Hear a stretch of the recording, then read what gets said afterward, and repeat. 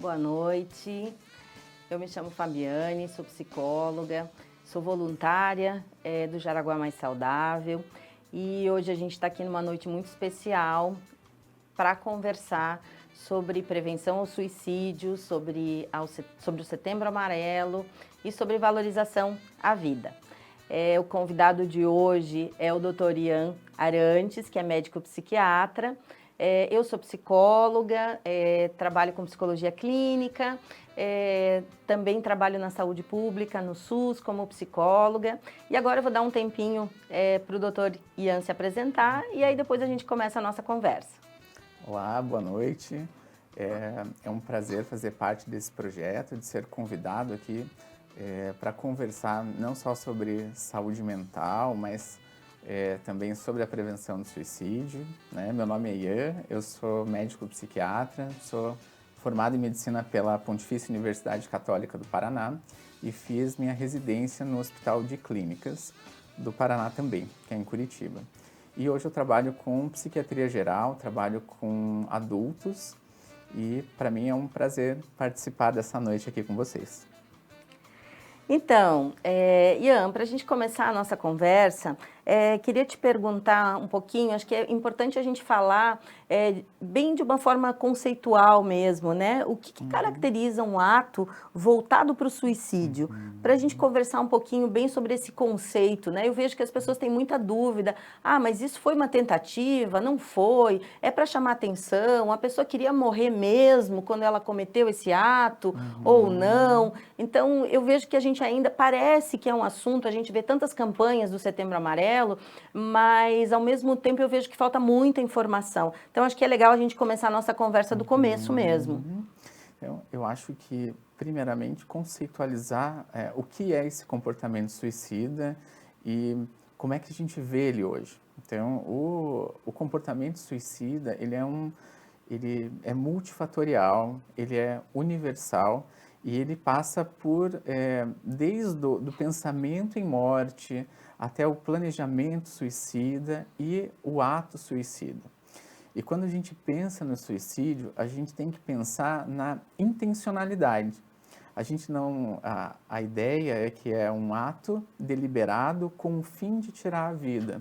Então, não interessa o meio, né? Você pode pensar que é um meio, por exemplo, de pouca letalidade, mas isso não importa. Todo suicídio, toda tentativa ou todo planejamento de suicídio, ele deve ser levado em consideração e deve ser investigado, né, o que está gerando esse pensamento, qual é a dificuldade atual, para que a gente possa realmente ter uma ação efetiva, né, diferente do que a gente tem visto, né, muitas vezes as propostas ali do Setembro Amarelo elas acabam ficando muito numa superfície, sem entender, né, os fatores que geram o comportamento suicida e muitas vezes como a gente pode acolher.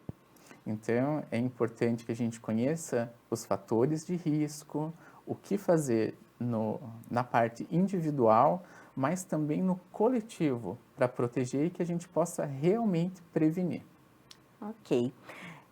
A gente está acalmando um pouquinho um período pandêmico aí muito difícil, né? Ainda precisando de muitos cuidados. Importante a gente dizer aqui também, né, que a gente está mantendo um distanciamento, né? Já estamos felizmente vacinados e com todos os cuidados, por isso que nesse momento a gente está aqui conversando com você sem máscara. E eu queria te perguntar um pouquinho assim, como é que você vê a realidade hoje do suicídio, dos números de suicídio no Brasil em relação ao resto do mundo, né? Um pouquinho olhando para a nossa região sul aqui, para a gente se aproximar. Muitas vezes eu vejo que o suicídio ele tem um tabu muito grande, né? Assim, por questões religiosas, muitas questões de preconceito e a gente tem uma tendência, como todas as coisas que estão um pouco distantes da norma, né? De deixar meio que invisível, né? Ah, não acontece, não está perto de mim. Então, eu acho importante a gente falar um pouquinho isso, né? Aumentou nesse período de pandemia ou não? É importante a gente pensar em estatística, porque é assim que a gente vai, né, aprender com outros, né, outros países, exemplos do que deu certo e como é que a gente está nessa prevenção. Então, se a gente for comparar ali os dados de 2012, já mostravam que a gente tinha uma média de 800 mil mortes por ano, né, que é uma quantidade muito grande, motivo pelo qual, né, a gente tem pensado em formas dessa prevenção. E a gente viu que desde 2015, quando foi implementado aqui no Brasil a campanha do Setembro Amarelo, onde teve uma publicidade maior e uma efetividade maior das campanhas, a gente tem visto que o nosso número ele não tem caído. Então, mundialmente, né, nesse último censo, a gente já tem uma redução de 100 mil mortes por ano. Então, hoje a média é de 700 mil mortes. Então, 83% dos países que se comprometeram com a campanha estão conseguindo reduzir. Mas, infelizmente, nós estamos dentro desses 17% e os nossos números, eles têm aumentado anualmente. Isso faz com que acenda um alerta. Então, será que a gente tem algo que a gente não está avaliando? Tem políticas públicas que a gente pode implementar? Será que o cuidado individual está sendo correto? Uma das grandes críticas, né, à campanha é a não especificidade, porque nós estamos num país muito grande. Então, muitas vezes os fatores de risco, né, de norte, centro-oeste, sul, eles vão ser diferentes. E hoje a gente vê que a maior taxa de suicídio no Brasil, ela está presente aqui no sul. Então, a gente precisa ver aonde a gente está errando para propor medidas mais efetivas. Eu li também que as populações mais vulneráveis são as mais atingidas, né? Então, os países da América Latina e no Brasil também, as pessoas vivendo em condição mais vulnerável. Então, eu acho que além da gente pensar nos fatores individuais, né, ligados à saúde mental, eu acho que é preciso olhar também para o entorno, né? O entorno no sentido da família, do ambiente, né, de onde essas pessoas estão vivendo. E no período que a gente vive agora, com todas as mazelas aí provenientes da pandemia, né, o próprio luto de tantas famílias, nós conversávamos até antes aqui da gente iniciar a live, o efeito cascata que isso gera, né, nos grupos familiares e nas próprias pessoas, deixando com que elas fiquem muito mais vulneráveis, muito mais suscetíveis, né, a uma depressão ou a um ato que leve a um sentimento de que não tem mais sentido, de que não veja uma forma de continuar. Eu, como psicóloga, penso, né, compreendo dentro da abordagem que eu trabalho, que quando a pessoa toma uma atitude dessa, foi a única possibilidade que ela viu naquele momento, né? Por isso é importante a gente falar que não cabe nenhum julgamento a nenhum tipo de ato, e isso que o Ian fala é muito importante, né? Não importa se foi com um objeto cortante ou se foi com um comprimido de paracetamol, né? Que quem trabalha muito tempo na saúde mental, como nós dois temos experiência, a gente sabe que as pessoas muitas vezes dizem, né? Nossa, mas isso aí não queria, isso era para chamar atenção, né? E não, né? Foi uma forma, de alguma forma, esta pessoa comunicar que para ela aquele momento de vida está insuportável. E aí eu queria te pedir um pouquinho assim, como que é possível ajudar, identificar, porque aí eu vejo também uma questão do Setembro Amarelo, né? Todo mundo colocando ali os emotions, né? No Instagram, tudo amarelinho, dizendo, fale comigo, converse, você não está sozinho. E eu fico pensando, né? Quem não está sozinho nesse período de pandemia e nesse mundo que nós vivemos hoje, né? Converse com quem?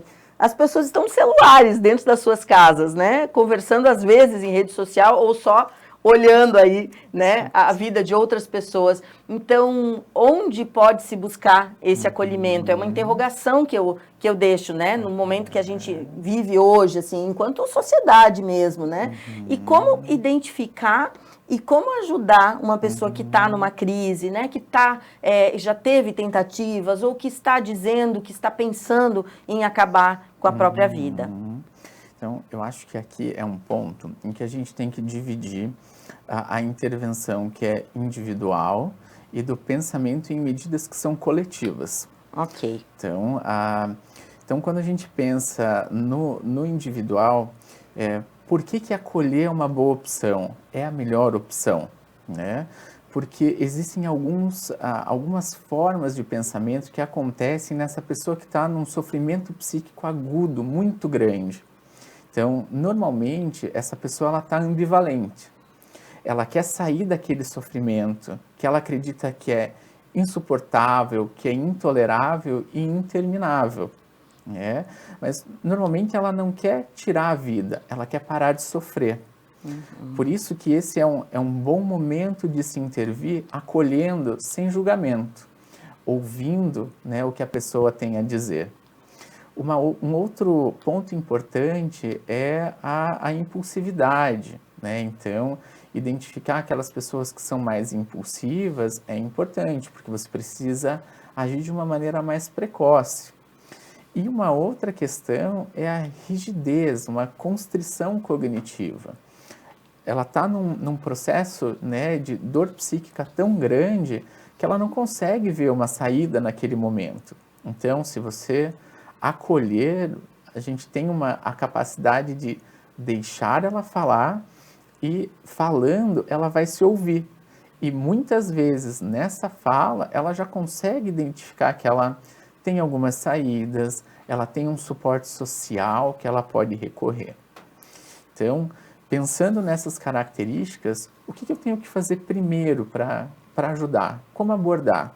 Primeira coisa que eu tenho que fazer é reconhecer. Levar a sério. E eu só consigo reconhecer se eu olhar ao meu redor. Se cada um ficar ali no seu smartphone e não olhar quem está do lado, a gente nunca vai reconhecer. Então, a gente precisa olhar para o próximo, olhar quem está perto da gente. E aí, nós vamos procurar comportamentos diferentes do habitual. Então, aquela pessoa que era muito sociável e agora está reclusa, aquela pessoa que começou a adotar comportamentos mais agressivos, o adolescente ou, né, o adulto jovem que mudou o seu comportamento na faculdade, está tendo dificuldades, ou, né, até nas mídias sociais começa a postar coisas estranhas, um conteúdo relacionado à morte. Então, a primeira coisa que a gente tem que fazer é reconhecer, é olhar. E uma vez reconhecido, algo que a gente tem que fazer é perder o medo.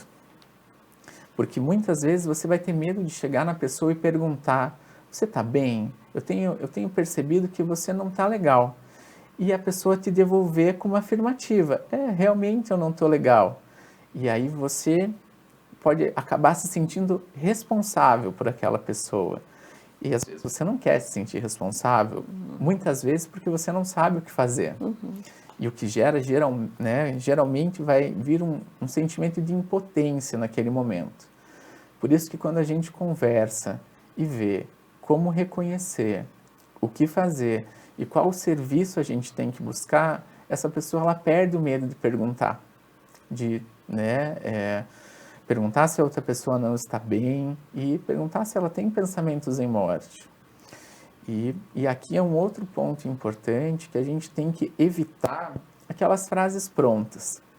Porque as frases prontas, elas afastam a pessoa, porque ela consegue perceber que você não está realmente preocupado com ela. A vida é linda, né? Mas você é tão jovem, você tem tudo pela frente. A pessoa, quando reconhece esse medo, essas palavras são palavras de conforto para quem está ouvindo e não para quem está sofrendo. Quando a pessoa percebe isso, ela tende a se fechar, né? Ela não está entendendo o que eu estou tentando transmitir. E, né, se você conseguiu ter esse contato, você conseguiu ouvir sem o julgamento, né, deixando que a pessoa se ouça, aí você vai agir. Então, você reconheceu, você ouviu e agora você tem que agir. Então, a gente tem que sempre procurar o suporte social, né? Recomendado é que você nunca tente assumir essa responsabilidade sozinho. Então, pergunte para a pessoa em quem ela confia, quem que a gente pode procurar nesse momento. É um amigo? É um familiar? Às vezes é um líder religioso? Quem que pode ajudar a gente nesse momento? E identificando a iminência, né, de uma tentativa, o ideal é não deixar a pessoa sozinha. Então, permaneça com ela, evite que ela tenha acesso a materiais que possam ser utilizados para uma tentativa e busque ajuda. Né? Se você consegue ir até um pronto-socorro garantindo a segurança dessa pessoa, você pode ir até o pronto-socorro, você pode chamar o serviço móvel de urgência. A gente tem que lembrar que a ideação suicida, a vontade de tirar a vida, ela é uma emergência médica. Então você pode procurar o pronto atendimento, você vai ligar para o SAMU e vai falar, eu estou tendo esse problema, venha me ajudar. E aí um profissional ali vai estar preparado. Quem vai, né, normalmente auxiliar nesse primeiro momento vai ser o médico clínico ali, o plantonista, o serviço de suporte, o psicólogo, o serviço social do hospital, para daí pensar para, né, aonde vai ser referenciado. Então, teve uma tentativa de suicídio, né, vai ter que ficar hospitalizado. É uma situação em que a família consegue ter um manejo da crise, dá para fazer esse tratamento em casa, vai para o CAPS, e aí a gente faz a gestão desse cuidado. E eu acho que você fala uma coisa muito importante, que é a singularidade, né, de cada pessoa. Então, não são pessoas que tentam suicídio, né, de uma forma generalizada, mas é poder olhar, e eu achei muito importante quando você fala também assim, né, do ouvir, né, ouvir é muito mais uma necessidade para essas pessoas do que você falar, né, que é o dar conselhos, né? E me chama a atenção essa questão desse olhar individualizado mesmo, né? Para aquela pessoa, não importa se você já teve isso com outras pessoas próximas ou na sua família, né? E colocar todo mundo, né? Compreender do mesmo jeito, mas poder estar junto com essa pessoa, eu acho que oferecer, né? O que na psicologia a gente chama de heterosuporte, né? De você estar fora, né, da pessoa, mas estar ao lado, estar próximo, dar esse suporte que ela não está conseguindo ter sozinha nesse momento, e aí procurar ajuda. Né?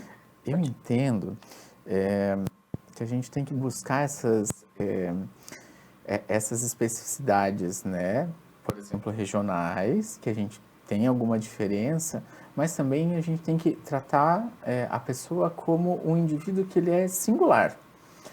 Né? A gente não pode medir o sofrimento do outro com a sua régua, porque algo que é devastador para mim pode não ser para você e vice-versa. Então, a gente vai ter que pensar na parte social, na parte trabalhista dessa pessoa, nos conceitos filosóficos, religioso. Então, né, a gente não pode tratar de uma maneira única se somos seres tão complexos. E o que a gente pode chamar de fatores de risco para o suicídio? Então, os dois principais fatores de risco para uma nova tentativa é a tentativa prévia. Tá. Então, uma tentativa prévia, ela tende a aumentar em até 8 vezes o risco de uma nova tentativa. E a presença de algum transtorno psiquiátrico. Então, os principais transtornos relacionados são a depressão, o transtorno afetivo bipolar, a dependência de substâncias, principalmente do álcool, a esquizofrenia e os transtornos de personalidade, principalmente aqueles que envolvem impulsividade e labilidade emocional. E aí a gente pode separar esses fatores de risco naqueles que são predisponentes e naqueles que são precipitantes, né? Então, esse predisponente, ele vai muitas vezes ver a história da pessoa. A gente sabe que histórias de negligência e abuso têm uma relação muito grande, o status social, ver se essa pessoa ela pertence a alguma população que sofre preconceito, como, né, a LGBTQIA+, povos indígenas, negros. Então, tem um risco maior. Então, e a gente tem aí os precipitantes, que normalmente é aquilo que a gente vê como gota d'água. Então, normalmente tem relação com afetos negativos. Então, é uma perda, um revés financeiro, um término de relacionamento. Então, e aí a gente pensa nesses fatores que são os precipitantes. Isso quer dizer que alguém que tem um fator predisponente vai ter uma tentativa de suicídio ou alguém que tem um precipitante vai ter? Não, porque depende de muitas variáveis. E aí a gente entra nos fatores protetores. Por exemplo, o vínculo social, a capacidade de buscar ajuda, de falar sobre sentimentos. Então, por isso que ele é um fenômeno complexo. E a gente não pode buscar uma causa única que seja a causa do suicídio.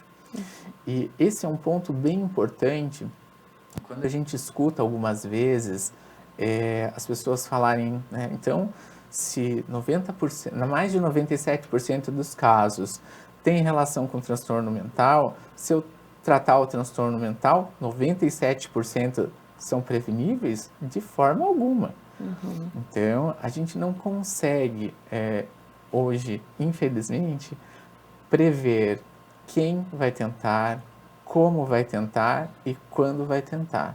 E quando a gente tem essa fala de que os suicídios são preveníveis, a gente aumenta muito o luto, né, a dor daqueles que estão enlutados por um suicídio, a gente aumenta o sentimento de culpa, então isso está errado, né? Então é um evento complexo, é multifatorial e a gente tem que ver o ser humano como um todo. Ok. E o que a gente poderia, então, identificar como formas de prevenção? De que forma, né? Eu acho que, então, se a gente está pensando assim, né, que as nossas campanhas aí, de alguma forma, né, não estão nos trazendo os resultados, né? Eu acho que não é só fazer um post amarelo, né? A gente precisa muito, muito além disso para alcançar esse cuidado, esse acolhimento que é tão protetor, né, para as pessoas. O que a gente pode pensar enquanto prevenção? Assim, o que você acredita, pela tua experiência, que poderia funcionar mais do que a gente tem hoje? Então, a gente já pensou na crise. Na crise suicida, o que a gente tem que fazer? Então, a gente vai identificar e conduzir. Né? Então, a gente passa para o que a gente pode fazer no coletivo. Qual que é a estratégia que a gente pode utilizar? Algo que a gente tem que observar aqui é a estatística, né? Então, quais são os meios mais comuns para que a gente comece a pensar em política pública para reduzir a probabilidade. Então, eu vou reduzir o acesso a esses materiais, consequentemente, eu posso reduzir essas taxas. E a gente tem que pensar naqueles países que fizeram alguma medida que deu certo. Então, a gente pode pensar, por exemplo, no aumento da fiscalização, né, da lei anti-bullying no Japão, que reduziu o número de suicídios nos adolescentes. A gente pode pensar na restrição ao acesso de armas de fogo, que aconteceu na Austrália, reduzindo também. A redução do acesso aos pesticidas, né, aos agrotóxicos, que fez reduzir o número de suicídios na Coreia do Sul. Então, o controle, né, a maior fiscalização da venda de álcool para adolescente que aconteceu na Rússia e diminuiu o risco. Então, a gente tem que aprender com os exemplos, né, porque não é muito diferente do que a gente vê aqui no Brasil. Então, ter campanhas, né, de prevenção né, do alcoolismo, de identificação, né, e tratamento. Tem que pensar na questão da arma de fogo, até porque uma das populações vulneráveis são aquelas que trabalham com segurança pública, né, policiais, vigilantes que têm acesso a um meio letal. A gente tem que fortalecer o acesso. Então, a pessoa que não adianta eu identificar uma pessoa que está em crise e eu não ter para onde encaminhar. Então, existe uma estatística que diz que o CAPS no município, ele consegue reduzir em 14% o risco de suicídio, né? As taxas de suicídio. A gente sabe que o CAPS ele não é perfeito, mas o fato dele estar lá já reduz. Então, a gente precisa de política pública e investimento em saúde mental. Um outro exemplo é, por exemplo, a disponibilidade de medicação. Então, muitas vezes ali, o paciente do SUS, ele não vai conseguir ter acesso à mesma medicação que o paciente do consultório particular vai ter. Ou algumas outras terapias, como, por exemplo, eletroconvulsoterapia. Não temos, né? Se você for num centro universitário, de um grande centro, até consegue. Mas, né, para outras cidades, para cidades menores, a gente não consegue. Sim. O que mais que a gente pode pensar como política, né, para tentar reduzir?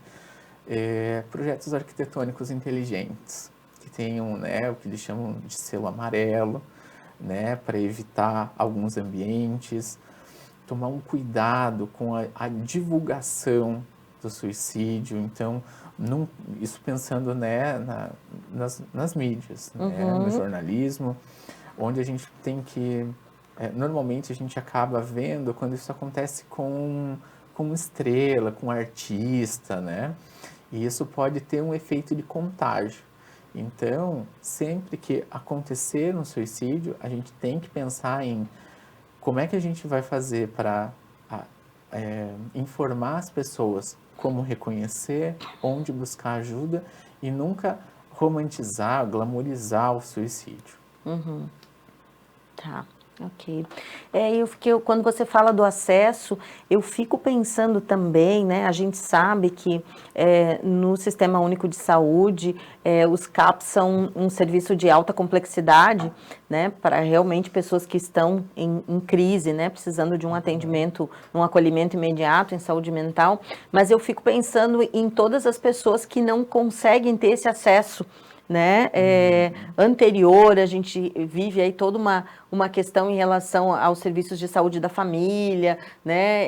E isso tudo interfere. Eu já tive muitas situações, por exemplo, em precisar encaminhar alguém para um atendimento, né? SUS, um atendimento, um acompanhamento com psicologia, mas eu sabia que essa pessoa não poderia ir ao CAPS, porque ela não é um cliente para o CAPS, e a equipe lá, ela está focada em uma clientela específica, né? E onde essa pessoa vai? Então, eu sempre, como profissional de saúde, fiquei com aquela sensação, essa pessoa precisa agravar o sofrimento dela para ela ter acesso, né? Enquanto isso, não há muito o que fazer, né? Para essas medidas iniciais, né? Nos processos aí de adoecimento, que às vezes começa com uma tristeza, né? Que vai se estendendo, que não tem um acolhimento, não tem uma escuta e acaba indo para um adoecimento mais grave, né? E até para uma tentativa de suicídio. Então, acho que isso é muito complicado também. Mas uma outra forma que a gente tem de trabalhar a prevenção é promover uma cultura de saúde mental, que a gente aprenda a falar sobre sentimento desde criança e que a gente consiga, né, aumentar as nossas estratégias de enfrentamento, de resiliência, de que tenha um ambiente que seja inclusivo, e também o treinamento dos profissionais. Então, a gente vê que existe um afastamento não só, né, das pessoas que não trabalham com saúde, mas inclusive dos profissionais de saúde.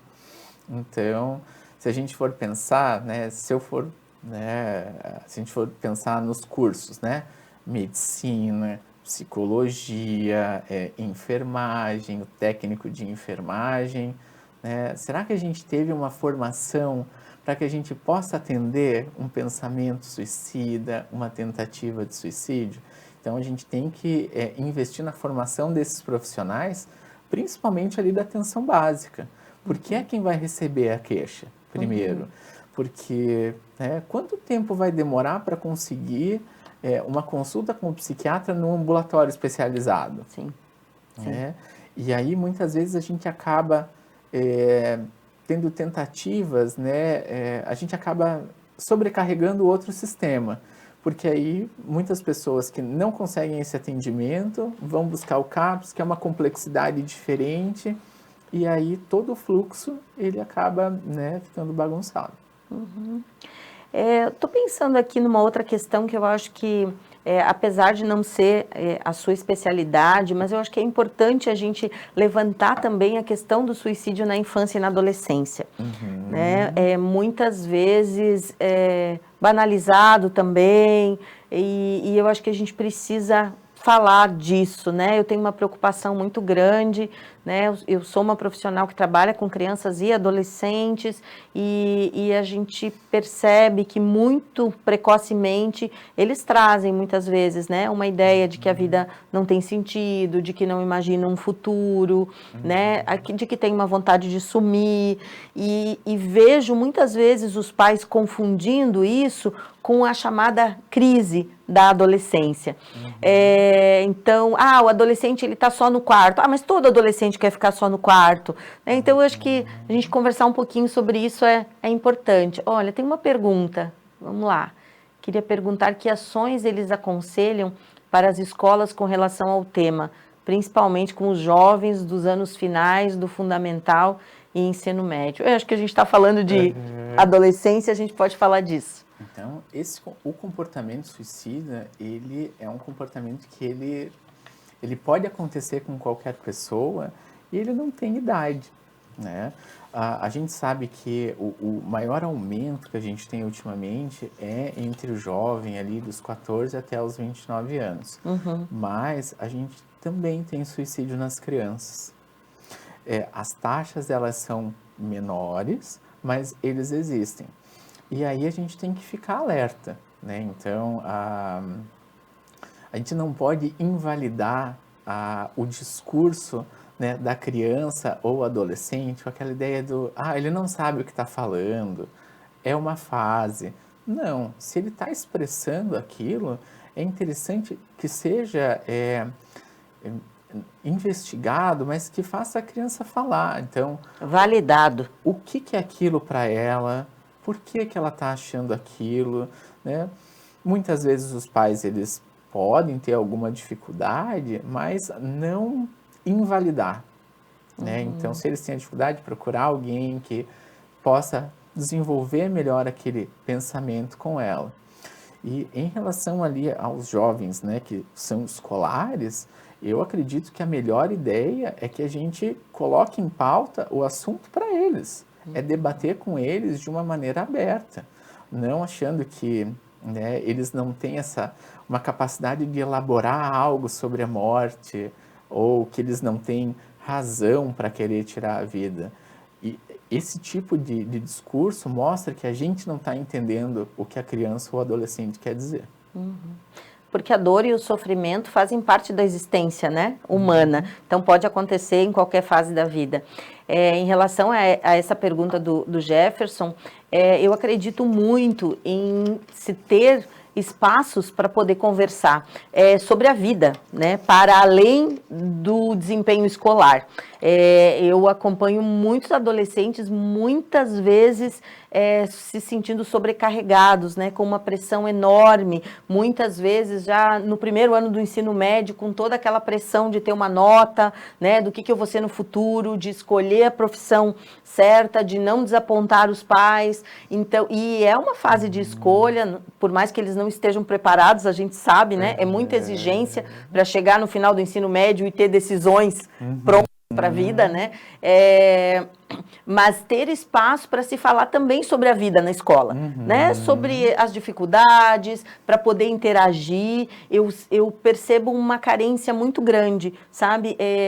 Um movimento cada vez maior das escolas pelo resultado, né, pela aprovação, e aí a gente precisa pensar na qualidade de vida e na saúde emocional desses jovens, porque eu também já acompanhei muitos jovens que passaram muito bem no vestibular, né, e chegaram, às vezes, numa cidade onde iam morar para fazer uma federal e acabaram adoecendo por não dar conta, né, dessa vida, de assumir tudo isso. Então, eu acho que a gente precisa buscar o equilíbrio, né, da escola ser um espaço também de convivência, né, de interagir, de ter professores como referência. Eu acho que nós que somos adultos sabemos o quanto professores que conversam de outras coisas, às vezes além do conteúdo, acabam marcando por uma vida inteira e podem fazer uma diferença imensa, né, na vida de um jovem.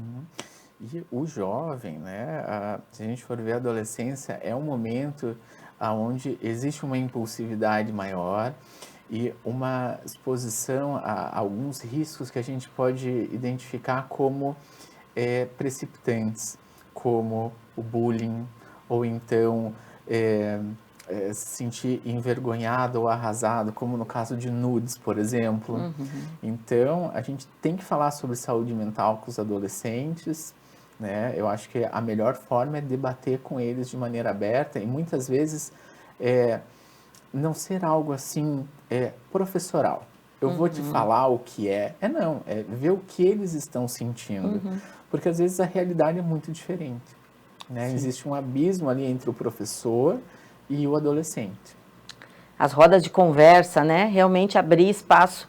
E eu tenho uma experiência bem grande, assim, de trabalho em escola com jovens, e é impressionante isso que você falou. Eu lembrei de situações, por exemplo, de a gente discutir violência doméstica com adolescentes, assim, iniciando a adolescência com 13, 14 anos, e a gente pensa que, nossa, mas levar um tema tão pesado, eu já me vi nesse sentimento.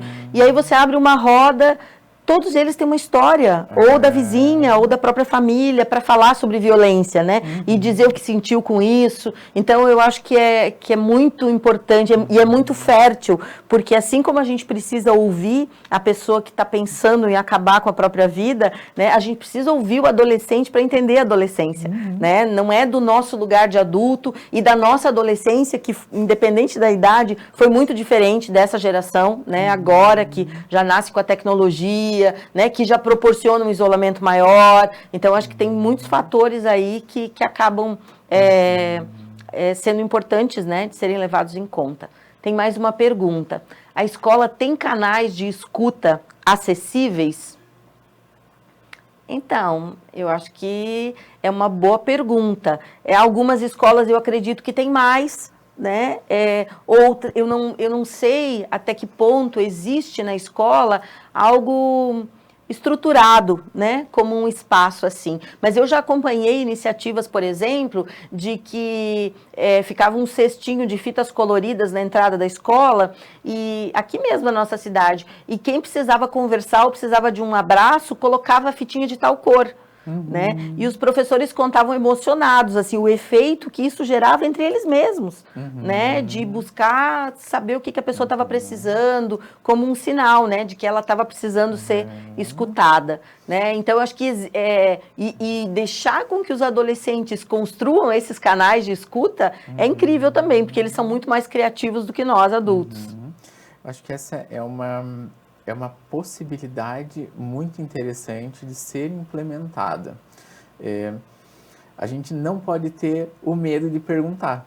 Isso. Então, se a gente não tiver o medo de perguntar, a gente vai poder abrir esse canal com o jovem.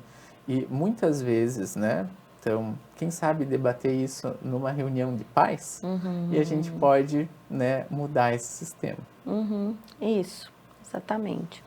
Eu vejo que nós temos aqui ainda alguns minutos e a gente pode até deixar aberto para mais questões que aparecerem, né?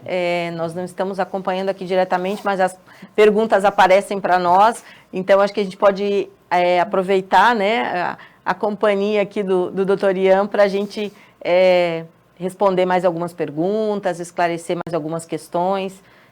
Se você lembrar de mais alguma questão importante, a gente pode colocar também, mas essa interação com vocês é muito importante também. Eu acho que movimenta a a nossa conversa. Com certeza.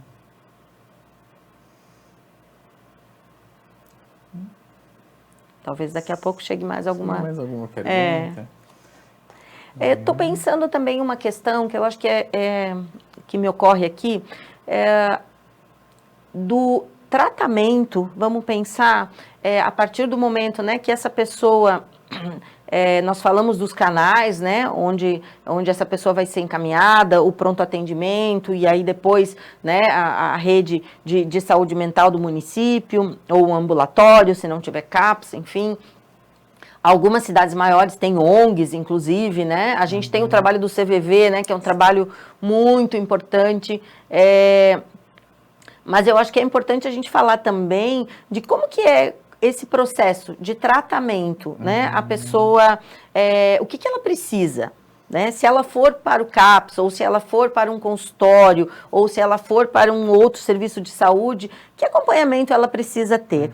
E por que eu falo isso? Porque eu vejo muitas pessoas, familiares, às vezes acompanhando alguém que já vem... de um processo crônico, assim, de tentativas, né? Primeiro, às vezes, trazendo isso de uma forma banalizada. Ah, mas já tentou tantas vezes, isso aí já faz parte, né? Ou então, pessoas dizendo assim, mas a pessoa se trata há 10 anos. E quando você vai perguntar como é o tratamento, que tratamento ela fez, né? Às vezes você vê tratamentos...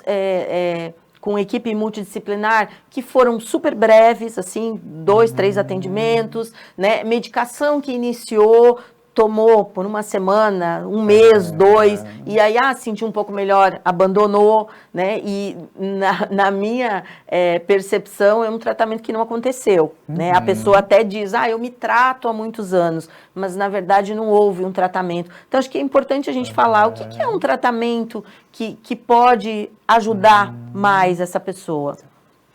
Então, se a gente for, então, pensando no tratamento, por que a gente tem que conversar sobre saúde mental? Para que a gente possa reconhecer quando nós não estamos bem. Então, quando uma tristeza ela é patológica, quando ela dura mais do que o normal, quando ela influencia nas nossas atividades diárias, quando aquela ansiedade é uma ansiedade que te paralisa, que não permite que você faça outras atividades, ou então quando tem aquelas oscilações do humor que te jogam num extremo de alegria e depois para um extremo de tristeza. Então, reconhecer esses estados que que estão disfuncionais e buscar ajuda precoce. Então, quanto mais precocemente a gente buscar ajuda, mais fácil vai ser o tratamento, né? Então, menor é o nosso risco. Mas o que a gente vê normalmente no tratamento psiquiátrico são aquelas desistências precoces. Então, a gente começa uma medicação, por exemplo, a pessoa se sente melhor, e é comum vir a pergunta, né? Por que eu vou continuar esse remédio se eu já estou bem?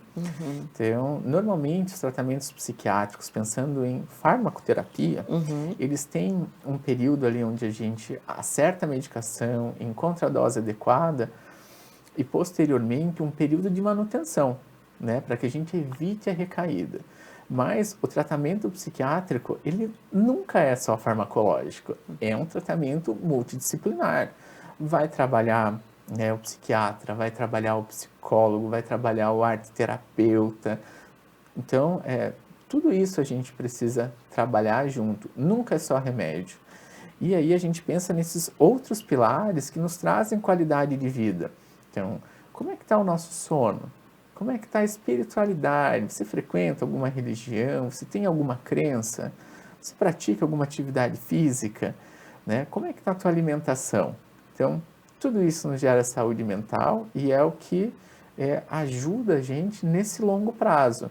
A gente não vai precisar sempre do remédio. Eu costumo dizer que o remédio, né, não em casos que são crônicos, como por exemplo esquizofrenia, né, onde a gente vai ter que usar por um curso maior, mas que o remédio tem uma importância muito grande no início e depois ele tende a reduzir. E essas estratégias que nos mantêm bem.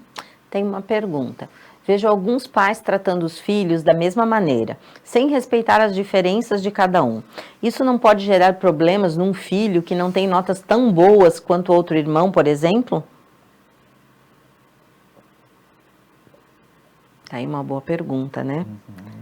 Eu acho que a gente está falando aqui de singularidade humana, né? O tempo inteiro. Então, você quer colocar? Pode falar. Eu acho que é importante a gente entender que são pessoas diferentes, apesar de serem filhos dos mesmos pais, eles não são pessoas, então, as mesmas pessoas, então eles têm aspectos de personalidade diferente, eles vão ter aspectos emocionais, que podem ser mais lábil ou não, mais resiliente ou não, então cobrar dos dois o mesmo desempenho e as mesmas formas de enfrentamento, eu acho que não é uma boa ideia. O que pode ser feito para auxiliar os enlutados do suicídio? Acho que aí falar de pós-venção é muito importante, né? Então, quando a gente pensa em pós-venção do suicídio, a gente está pensando em qualquer ato ou acompanhamento que reduz a chance de uma nova tentativa. Então, o suicídio, ele acaba afetando muitas pessoas que estão ao nosso redor. Não só os familiares, mas familiares, amigos, às vezes pessoas do próprio trabalho. Então, é importante que essas pessoas tenham um lugar e que elas possam elaborar esse luto, falar sobre a perda, porque esse período é um período de muitos porquês. E se? E se eu tivesse ligado? E se eu tivesse ido lá antes? Então, pode gerar culpa, a raiva. Crianças podem sentir, né, o sentimento de abandono. Então, é importante trabalhar para que elas possam expressar e elaborar o luto. Isso pode ser feito em grupos de mútua ajuda ou acompanhamentos, né, individuais, mas é muito importante que essas pessoas sejam ouvidas. A Marisa está colocando: investir em saúde mental aos seus colaboradores, equipes, poderiam prevenir muitos dos afastamentos por depressão, pânico, ansiedade. Acredito que sempre quando a gente investe em saúde mental, a gente vai ter uma identificação precoce, um tratamento mais adequado e uma recuperação precoce, né? Uma recuperação mais rápida. E isso vai permitir a funcionalidade, trabalho, família. Então, sempre que a gente puder investir, a gente vai ter benefício. Né? E um outro ponto interessante que eu acho que a gente poderia conversar naqueles profissionais que estão atendendo as pessoas que tentaram o suicídio.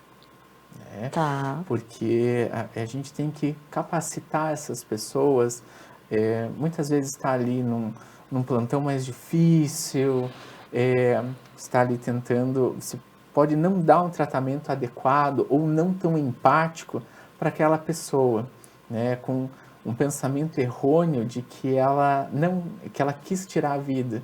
Então a gente tem que pensar muito nessa questão do parar de sofrer, porque aí, né, você está lá tentando salvar a vida das pessoas que sofreram um acidente de carro, aconteceu alguma coisa diferente, e aí pode ter um atendimento não tão ideal para aquelas pessoas que tentaram o suicídio. Então ter capacitação ali de equipe de pronto atendimento é muito importante. Para lidar com os próprios preconceitos, né? Até porque a tentativa, né, ou a morte por suicídio é uma morte, é uma ação não permitida, né, socialmente. Então, por isso tão carregada de culpa, e me lembra muito a percepção das pessoas em relação à dependência de substâncias também. Né? Então, eu lembro das situações, por exemplo, de pronto atendimento, né? Onde chega uma pessoa alcoolizada, às vezes, né? Trazida por um profissional. Também tem essa sensação, às vezes, nossa, mas aqui numa rotina sobrecarregada, e chega essa pessoa, né? Mas é a condição que ela conseguiu para existir naquele momento. Então, eu acho que saúde mental é um assunto que precisa estar dentro de casa, né? E isso que a gente falou aqui, eu acho que é de uma riqueza, assim, de poder olhar para as pessoas que estão no nosso lado, em casa, ou no trabalho, né? Nos ambientes onde a gente está, e realmente poder perguntar como elas estão. Né? Se a gente fala que é tão importante falar, que a gente dê essa escuta, né? Que a gente se interesse, porque eu acho que essa qualidade de presença, de interesse, de escuta, faz a diferença, né? Para o seu vizinho, para o seu amigo que você encontra eventualmente, e para as pessoas que estão dentro da sua casa, porque o fato de estar cada um, né, eu ouço muito isso, né, como passou o final de semana, cada um no seu televisor, né, cada um no seu computador. Hoje a gente fica na frente da TV e ainda com o celular na mão, né, então completamente desconectados das pessoas, né, e isso adoece. Então eu acho que até enquanto família, poder olhar, nossa, a gente está fazendo isso final de semana inteiro, o que a gente pode fazer juntos de diferente, né? Que pode ser cozinhar, cuidar da casa, sair para dar uma volta, né? Buscar um espaço ao ar livre, são coisas tão pequenas, mas também são fatores protetores, né? Porque às vezes termina um final de semana que você teoricamente poderia descansar e se recuperar, né, para retomar uma semana, e você fica tão isolado que você acaba indo para um cansaço cada vez maior, e isso adoece também. Então, acho que olhar para os nossos espaços, qualquer um deles que a gente habite, poder dar um passo em direção à saúde mental nossa e das pessoas que estão com a gente. Nós estamos finalizando, não sei se tiver mais alguma pergunta ainda, fiquem à vontade para colocar. Temos 5 minutos ainda. Eu acho que um outro ponto legal que a gente pode conversar é sobre o trabalho do CVV. Legal. Porque a gente sabe que existe um estigma muito grande, né, em relação à saúde mental. Então, muitas pessoas acabam tendo dificuldade de buscar ajuda, né, ou às vezes, né, tendo dificuldade para vencer o próprio preconceito ou daqueles que estão à sua volta. E muitas vezes o CVV ele vai poder te ajudar nesse momento de sofrimento, nesse momento de angústia, por ser um serviço que é sigiloso, que é gratuito, que a gente pode buscar, né, através do 188, que é, como eles chamam, de um pronto-socorro emocional, né? Então, é um trabalho que a gente pode buscar nesses momentos de crise, através, né, do site deles ou das mídias sociais deles. E é algo que a gente tem aqui em Jaraguá também, eu acho muito interessante. Muito importante. Vamos ver se a gente tem mais alguma pergunta. E se não, a gente pode ir finalizando, né? Eu acredito que essa live ela vai ficar salva aí nas redes sociais do Jaraguá Mais Saudável. Então, até... se vocês tiverem necessidade de fazer alguma pergunta, quiserem mandar por direct, né, ou por algum dos outros canais, a gente pode tranquilamente responder. E a gente quer agradecer muito aí as pessoas que estiveram conosco, acompanhando a live. E, olha, tem mais uma questão. A psicofobia atrasa o auxílio de quem está sofrendo? Então, eu acho que aí a gente abriria, Bruna, toda uma discussão sobre os preconceitos em relação à psicoterapia, né? Aquela ideia de que eu preciso estar no fim da linha, né? Como que eu cheguei a esse ponto? Eu nunca imaginei chegar até aqui para buscar ajuda, né? Então, a gente precisa, e o trabalho que muitos colegas fazem aí em suas redes sociais e no próprio trabalho, no dia a dia, nos espaços em que a psicologia hoje está, é para desmistificar isso, né? Algumas pessoas, inclusive, hoje buscam a psicoterapia como um espaço para cuidar da sua saúde mental, né? Não precisa ter um grande problema, um desespero, e se tiver, tudo bem, mas não precisa para buscar um apoio num processo de psicoterapia. Então, atrasa, claro, atrasa, porque a gente é um tema também que tem muito preconceito, né? De achar que a gente ainda tem pessoas que acham, né, que estou ficando louco, por isso que eu precisei ir num psicólogo ou num psiquiatra, né, ou em qualquer outro profissional da área psi aí. Então a gente precisa desmistificar, mas eu acredito que né, tanto a especialidade da psiquiatria quanto a psicologia cada vez mais vem abrindo, né, essa conversa e aproximando das pessoas para desmistificar e as pessoas poderem entender que não é nada disso. Eu acho que a psicofobia, ela atrasa muito o tratamento precoce. Então, quanto mais a gente desenvolver essa cultura do falar sobre saúde mental, a gente acaba quebrando essas barreiras. E quem sabe daqui a uns anos, né, ouvir alguém falar que vai ao psicólogo ou ao psiquiatra seja tão normal como falar, tô indo no oftalmo ou tô indo no cardiologista. E eu acho que aí a gente chegou num momento em que a gente vai conseguir tratar bem as pessoas de maneira precoce e com qualidade. Ok. Temos parabéns aí, obrigada. A gente fica à disposição aí, então, nas redes do Jaraguá Mais Saudável e queremos desejar aí uma boa noite e agradecer pela companhia de todos vocês até aqui. Gostaria de agradecer muito pelo convite, foi um prazer poder participar aqui do projeto e me coloco à disposição se precisar de alguma ajuda. Lembre que você não tem que ter vergonha se você não estiver se sentindo bem. Existem profissionais que são capacitados, que podem te ajudar no momento de crise e que você pode buscar ajuda, que você não está sozinho. Obrigado. Boa noite.